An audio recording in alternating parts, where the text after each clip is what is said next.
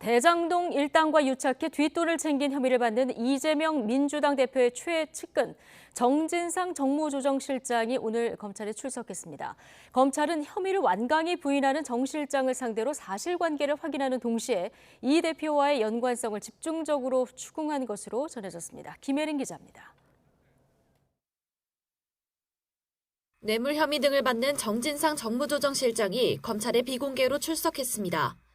지난 9일 검찰이 자택과 당사, 국회 사무실 등에 대한 동시 압수수색에 나선 지 엿새 만입니다.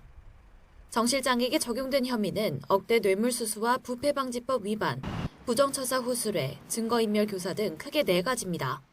검찰은 우선 정 실장이 성남시와 경기도 공무원으로 일했던 지난 2013년부터 재작년까지 유동규 전 본부장 등 대장동 일당에게서 1억 4천만 원을 받았다고 보고 있습니다. 또 개발 사업 과정에서 민간 업자들에게 내부 정보를 흘려주거나 특혜를 주는 대가로 김만배 씨의 개발이익 일부인 428억 원을 김용민주연구원 부원장 등과 나눠 갖기로 한 혐의도 적용됐습니다.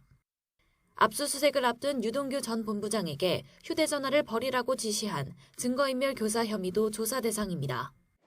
이번 조사에서는 범행 사실관계뿐만 아니라 이 대표와의 관련성에 대한 집중 추궁이 이뤄진 것으로 전해졌습니다.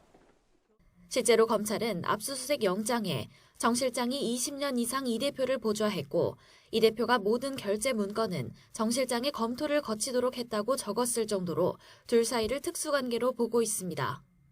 정치적 공동체로 규정하기까지 했는데 사실상 이 대표가 오랜 기간 오른팔 역할을 한 정 실장의 범행을 몰랐을 가능성은 적다는 해석이 깔린 것으로 풀이됩니다.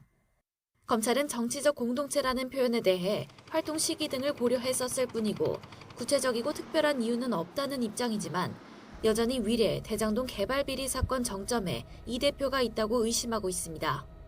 다만 정 실장이 그 어떤 부정한 돈도 받은 적 없고 428억 원 약정설도 허구일 뿐이라며 혐의를 완강히 부인하고 있는 만큼 정 실장의 입에서 이 대표의 관여 여부에 대한 단서를 찾기는 쉽지 않을 전망입니다. YTN 김혜린입니다.